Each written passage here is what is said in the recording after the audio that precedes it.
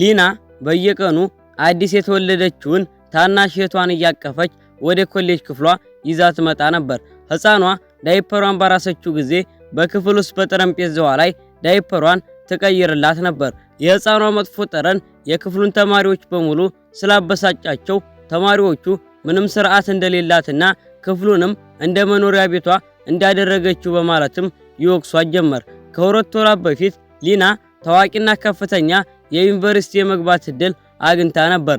ነገር ግን በዛው ቀን ወላጆቿና ታላቅ እህቷ በድንገት በደረሰ የመኪና አደጋ ህይወታቸው አልፏል ተባለች። ለሷ የቀረችላት አዲስ የተወለደችው ታናሽ እህቷ ብቻ ነበረች። ከዛን ጊዜ ጀምሮ ህፃኗን የማሳደጉ ሙሉ ኃላፊነት በሷ ላይ በትከሻዋ ላይ ወደቀ።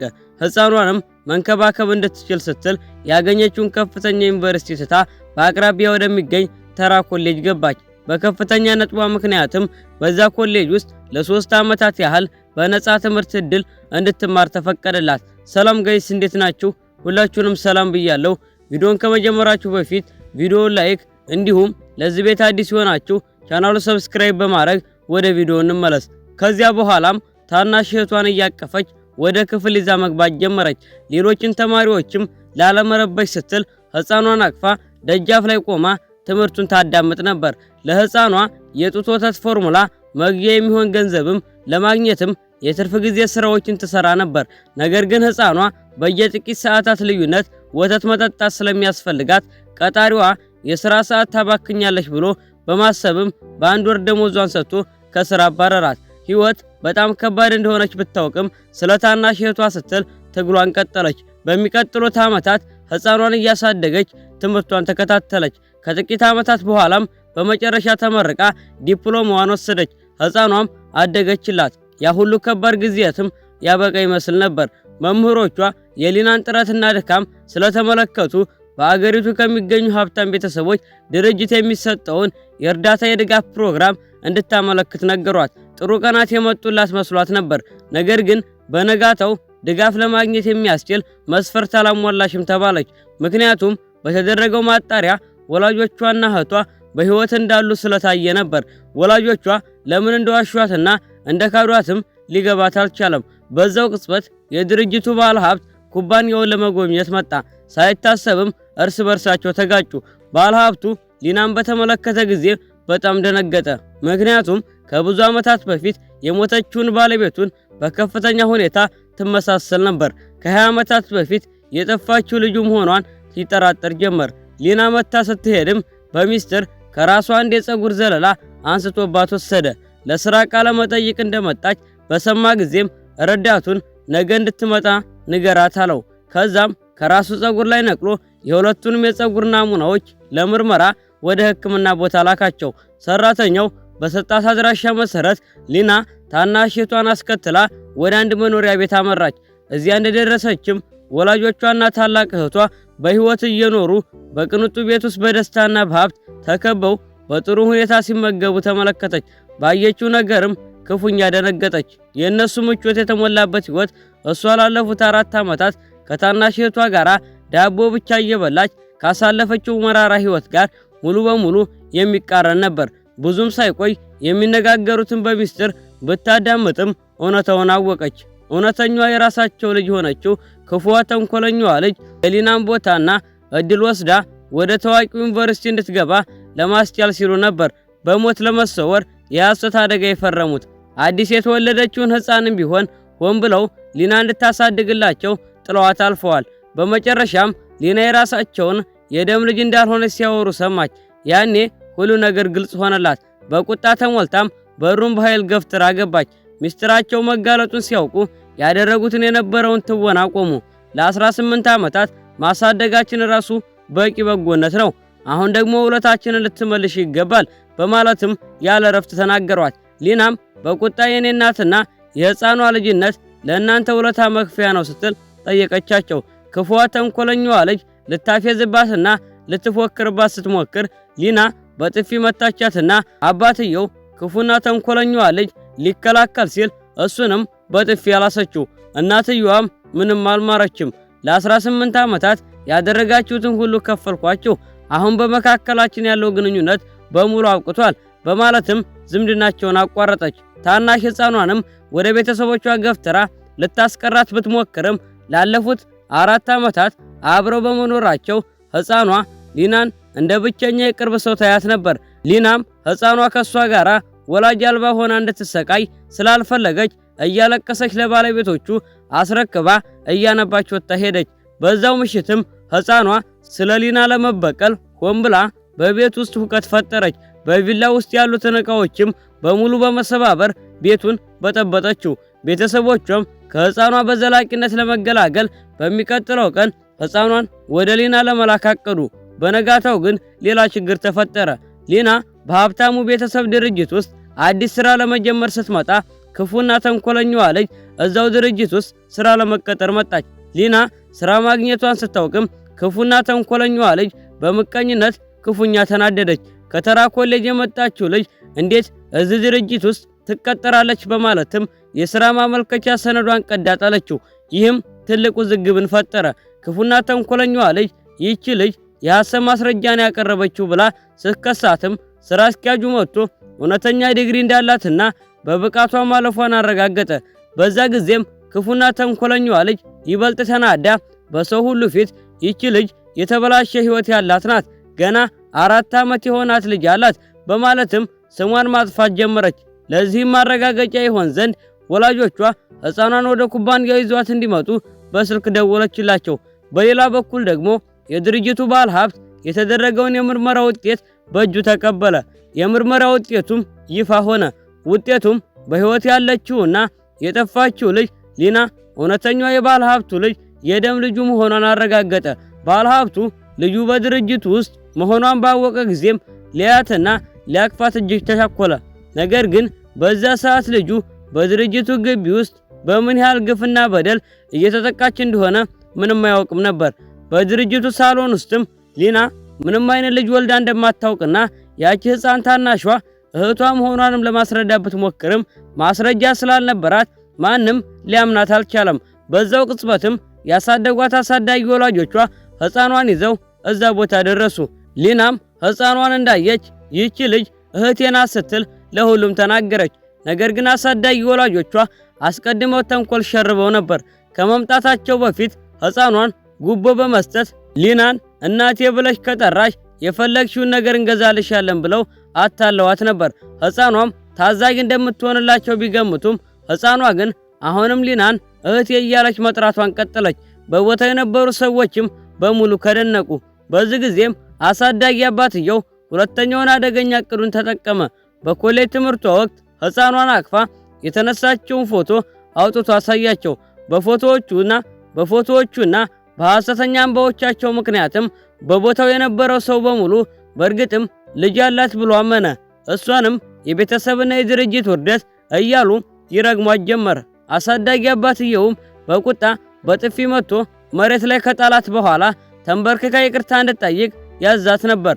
እሷ ግን እምቢ በማለት መለሰች። በዚህ ጊዜም ክፉና ተንኮለኛዋ ልጅ ተጠግታ ካልተንበረከክሽ ሕፃኗን ይዘናት እንሄዳለን በማለትም በሹክሹክታ አስፈራራቻት። በብዙ ድካም ያሳደገቻትን ሕፃኗን እንዳታጣት ስትፈራም በመጨረሻም ሊና መሬት ላይ ተንበረከከች።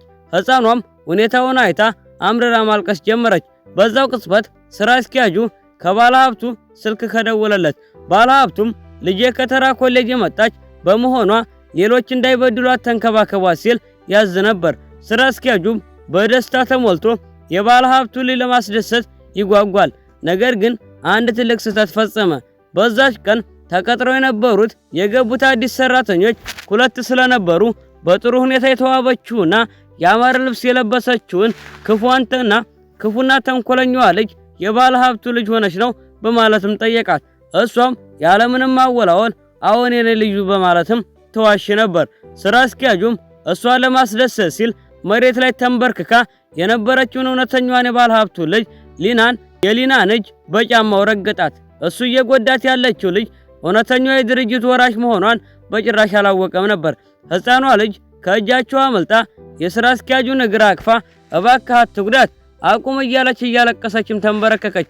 ይህም ድርጊት በዙሪያ ያሉትን ሰዎች በእርግጥም እናትና ልጅ ናቸው ብለው ይበልጥ እንዲያምኑ አደረጋቸው።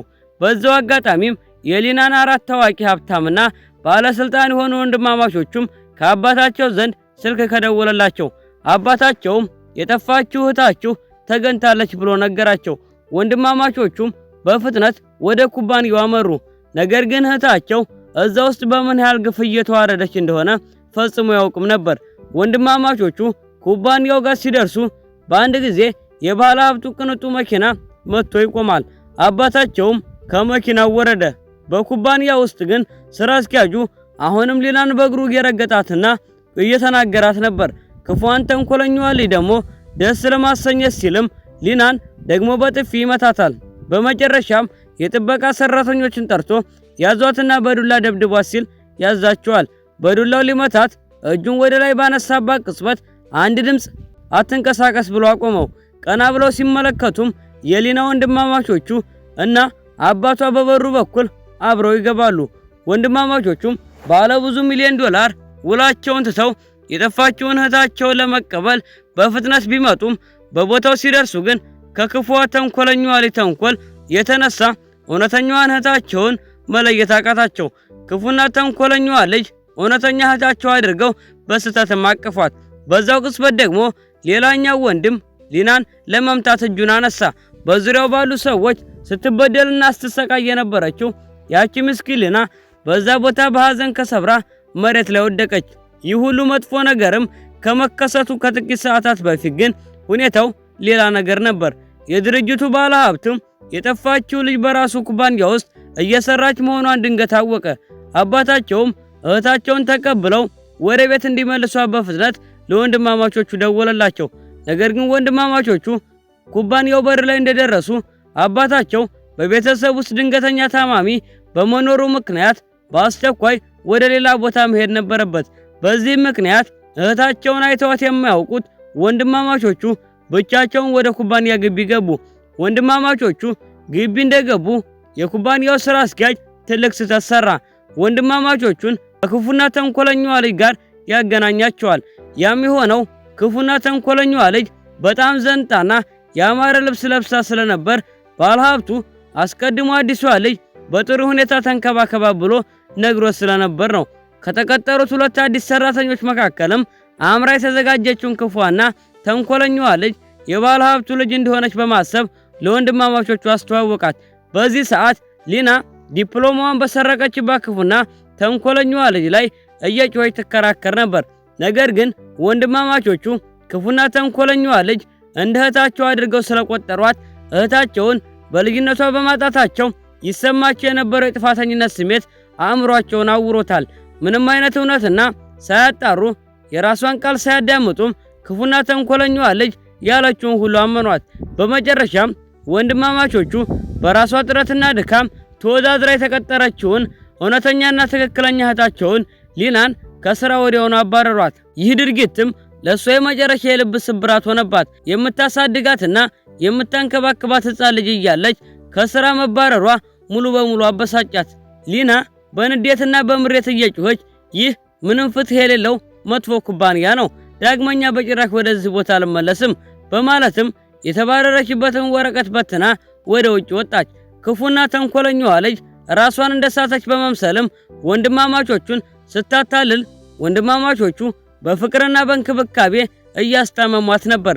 በሌላ በኩል ግን በክፉና ተንኮለኛዋ ልጅ ተደብድባ የተጣለችው ሊና ምንም ረዳት አጣችና መንገድ ዳር ራሷን ስተወደቀች። እውነታው ግን ወንድማማቾቹ ወደ ኩባንያ የመጡት ላለፉት 20 ዓመታት ጠፍታ የነበረችውን እህታቸውን ለመውሰድ ነበር። ነገር ግን እውነተኛዋን እህታቸውን የሚያውቃት ብቸኛው ሰው አባታቸው ሲሆን እሱም አያታቸው ተጎድቶ ሆስፒታል በመግባቱ ምክንያት አያታቸውን ለማስታመም አብሮ በመቆየቱና በቦታው በአካል ተገኝቶ እህታቸውን ማየት አልቻለም ነበር። በዚህም ምክንያት ወንድማማቾቹ ክፉና ተንኮለኛዋ ልጅ እውነተኛዋ እህታቸው እንደሆነች አድርገው በስህተት ተቀብለዋታል።